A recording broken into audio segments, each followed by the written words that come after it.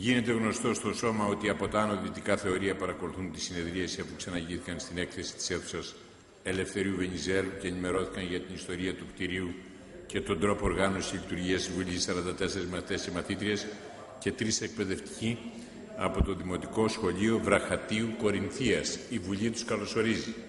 Παρακαλείται τώρα ο κύριος Πάνος Καμένος, βουλευτής της Νέας Δημοκρατίας στη Β' Αθηνών, να προσέλθει στο βήμα. Ορίστε κύριε Καμένο. Ευχαριστώ κύριε Πρόεδρε. Κυρίες και κύριοι συνάδελφοι, σήμερα 3 του μηνός συζητούμε για την ψήφο εμπιστοσύνη στην κυβέρνηση σε μία αίθουσα στην οποία παρευρίσκονται 7 βουλευτές του κυβερνώντος κόμματος και ένας υφυπουργός. Συζητούμε για μία χώρα για την οποία τα πρωτοσέλιδα της Ευρώπης και των ΗΠΑ έχουν αφιερώσει το σύνολο σχεδόν του ημερήσιου τύπου. Συζητούμε σε μία χώρα η οποία αποτελεί τον πυροκροτητή στην οικονομία της Ευρώπης και στη διεθνή οικονομία. Και εμείς είμαστε εδώ μόνο αυτοί που βλέπετε. Αυτό αποτελεί κατάντημα και για την πολιτική αλλά και για την εικόνα την οποία δίνουμε προς τα έξω. Συζητούμε για την ψήφο εμπιστοσύνη σε μια κυβέρνηση την οποία στις 4:30 ώρα το πρωί την αμφισβήτησε ο ίδιος ο αντιπρόεδρος της κυβερνήσεως. Από τις 6:30 ώρα παρακολουθώ την τηλεόραση, τα ιδιωτικά και το κρατικό κανάλι. Παρελάβουν συνάδελφοι βουλευτές, υπουργοί εν ενεργεία, οι οποίοι βιάζονται να δηλώσουν ότι δεν συμφωνούν με τον πρόεδρο της κυβερνήσεως που ζητά την ψήφο εμπιστοσύνης από τη Βουλή των Ελλήνων την Παρασκευή το βράδυ. Τι συζητούμε κυρίες και κύριοι συνάδελφοι? Για ποιο λόγο κουβεντιάζουμε? Δεν αντιλαμβάνομαι για ποιο λόγο ήδη δεν έχει σταματήσει αυτή η συζήτηση η οποία ουσιαστικά εξευτελίζει τον πολιτικό κόσμο της χώρας. Τι θα ψηφίσουμε? Θα ψηφίσουμε με ψήφο εμπιστοσύνη την Παρασκευή το βράδυ για μια κυβέρνηση που δεν την εμπιστεύεται ο αντιπρόεδρος της?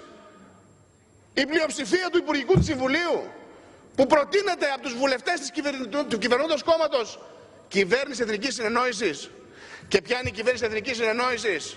Εγώ επειδή σε αυτή την αίθουσα 19 χρόνια έμαθα να τα λέω τα σίκα σίκα και τις φυσικά θα σας το πω. Ήδη επεξεργάζει τη γερμανική πλευρά το να δημιουργηθεί κυβέρνηση Εθνικής Συνεννόησης υπό την Κωνσταντίνο Σιμίτη. Και μάλιστα ασκούνται και πιέσεις, μοιράζοντας και υπουργοί αριστερά-δεξιά. Αυτή είναι η κυβέρνηση Εθνικής Συνεννόησης. Να συνεννοηθούμε τι? Να συνεννοηθούμε εκεί που συμφωνούμε, ναι. Να συνεννοηθούμε το να μην παραδώσουμε τη χώρα, ναι. Να συνεννοηθούμε στο να διεξαχθεί ένα δημοψήφισμα το οποίο δεν έχει ούτε το ίδιο το κυβερνών κόμμα. Και δημοψήφισμα με ποιο ερώτημα? Το ερώτημα που επιβάλλει η κυρία Μέρκελ.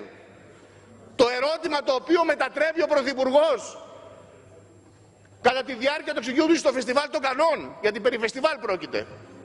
Ένα ερώτημα το οποίο τι λέει? Ναι ή όχι στην Ευρωπαϊκή Ένωση? Για ποια Ευρωπαϊκή Ένωση μιλούμε? Ο προεδρεύων σήμερα στη Βουλή, ο Βύρον Πολύδωρας, ο αντιπρόεδρος της Βουλής, είχε γράψει ένα βιβλίο.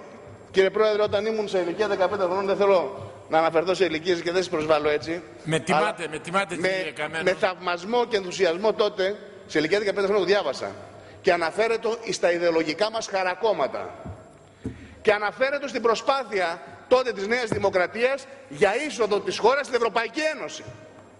Στην Ευρωπαϊκή Ένωση, η οποία ήταν η Ευρώπη των εταίρων, η Ευρώπη των συνεταίρων, η Ευρώπη της ασφάλειας. Για αυτήν την Ευρώπη συζητούμε και ζητάμε τη γνώμη του ελληνικού λαού? Βεβαίως και όχι. Διότι η συντριπτική πλειοψηφία πιστεύει σε αυτή την Ευρώπη. Αλλά αυτή την Ευρώπη σήμερα εκπροσωπεί η Τρόικα εδώ. Εάν η Ευρώπη των συνεταίρων ήταν Ευρώπη των εταίρων, θα χρειαζόταν να βάλουμε το Διεθνές Νομισματικό Ταμείο για να μας κουνά το δάχτυλο από τις ΗΠΑ επιβάλλοντας μέτρα που έχουν ουσιαστικά οδηγήσει στην απόγνωση των ελληνικό λαό. Δεν είναι αυτή η Ευρώπη για την οποία πιθανώς ερωτώμαθα. Είναι η Ευρώπη αυτή όπου το επιτόκιο είναι 1%. Και αν υπολογίσει κανείς το πόσο θα χρώσταγε η Ελλάδα, αν το Euribor ήταν ο τόκος, ο νόμιμος τόκος, θα λέμε ότι το χρέος της Ελλάδας είναι 110 δισεκατομμύρια και όχι 370. Κυρίες και κύριοι συνάδελφοι, εχθές επέχθη ένα σύριαλ. Στο Φεστιβάλ των Κανών διαγωνίστηκαν οι εξής ταινίες. Η πρώτη είναι τίτλος δικό μου, ο μπρόκερ των διεθνών τοκογλύφων, δηλαδή ο σημερινός Πρωθυπουργός, ο οποίος αρνείται να απαντήσει στη Βουλή από το Μάιο του 2011 ποιος αγόρασε, ποιος κατέχει τα ασφάλιστρα κινδύνου του ταχυδρομικού ταμιευτηρίου. Ποιοι κερδίζουν 27 δισεκατομμύρια ευρώ. Αρνείται να απαντήσει με την κοινοβουλευτική διαδικασία. Αρνείται να το προσδιορίσει για συζήτηση στο Κοινοβούλιο. Την ώρα που ο κοινοβουλευτικός εκπρόσωπος της Δημοκρατίας, ο γραμματέας κοινοβουλευτικής ομάδας, ο κ. Στασούλας, για να μην υπάρχουν και παρεξηγήσεις, έστειλε επιστολή και ζητά να προταχθεί η επερώτηση που υπογράφει και το Λάος και ο κύριος Δημαράς. Και η ερώτηση είναι γιατί δεν την προσδιορίζετε. Εάν θέλουμε να μιλάμε για έντιμες και καθαρές λύσεις, γιατί δεν μας λένε ποιοι ποντάραν στη χρεοκοπία της χώρας. Ο κύριος Τσίπρας στον τίτλο του έργου έβαλε ο ντίλερ των διεθνών κερδοσκόπων. Γιατί πράγματι ως ντίλερ λειτουργεί αυτός ο πρωθυπουργός που ζητά την ψήφο εμπιστοσύνης, όταν στο Μέγαρο Μαξίμου υπογράφει ο Εμμύρης του Κατάρ την πώληση των χρυσορυχείων της Χαλκιδικής που αγοράστηκαν 11 εκατομμύρια ευρώ, πολλούνται 2 δισεκατομμύρια και τα αποθέματα τα οποία υπολογίζουν επίσημα η εταιρεία είναι 22 δισεκατομμύρια. Και βλέπουμε, κυρίες και κύριοι συνάδελφοι, ότι ουσιαστικά, τελειώνω κύριε Πρόεδρε, έχουμε αφαιθεί στα χέρια, στα σαγόνια του Σόρος. Θα σας θυμίσω μόνο το εξής. Δήλωση προχθές το βράδυ του διεθνού τοκογλύφου και κερδοσκόπου Τζορτζ Σόρος, που τον είχε εδώ ο Πρωθυπουργός μέσα στο μέγαρο της Βουλής για να συνομιλήσει πριν πουλήσει το CDS του ταχυδρομικού ταμιευτηρίου. Είπε, θεωρώ ότι η συμφωνία της 27ης Οκτωβρίου δεν μπορεί να αντέξει πάνω από 3 μήνες. Θα αντέξει από 1 μέρα έως 3 μήνες. Το δηλώνει ο Σόρος το βράδυ. Την επόμενη μέρα ο Πρωθυπουργός της Ελλάδος θα κάνει τούμπα και μιλά για δημοψήφισμα. Κλειστές οι αγορές της Ευρώπης. Πέφτει 6% η Γαλλία. Βουλιάζουν οι γαλλικές μετοχές. Πέφτει ο δείκτης στην Αγγλία, ο δείκτης στην Γερμανία, ο δείκτης DAX. Βουλιάζει η Ασία, βουλιάζει η Αμερική. Κερδίζουν οι κερδοσκόποι. Βγαίνει το ευρώ και διακυμαίνεται μέχρι 1,43 και 1,37. Και ξέρετε γιατί? Καταθέτω στη Βουλή, κύριε Πρόεδρε, κυρίες και κύριοι συνάδελφοι, μία ακόμη σύμβαση για να μελετήσετε. Και καταλήγω. Τη σύμβαση της τράπεζας Δέξια, αυτή που φαλήρισε, η οποία παίζει 10 δισεκατομμύρια ευρώ στη διακύμανση ευρώ δανεικής κορώνας και η οποία υπογράφεται ότι μανατζάρεται από την εταιρεία Unigestion, στην οποία δουλεύει ο αδερφός του Πρωθυπουργού. Καταθέτω στη Βουλή ένα ακόμα συμβόλαιο διακύμανσης του ευρώ. Αυτοί που ξέρουνε κερδίζουνε και αν νομίζουνε ότι θα κερδοσκοπήσουν εις βάρος των Ελλήνων κάνουν μεγάλο λάθος.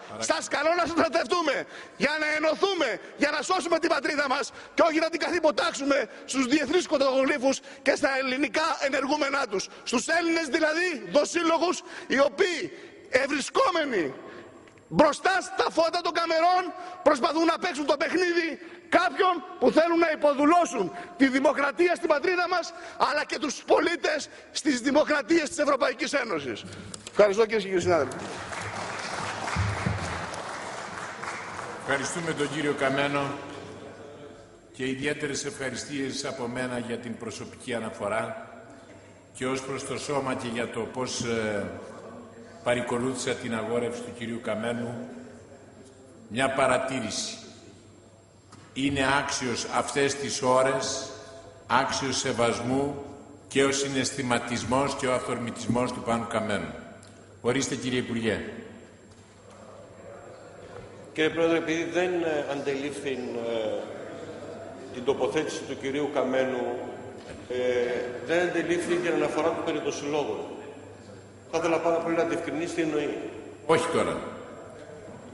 Ας γίνει μελέτη των πρακτικών. Δεν φιάνει.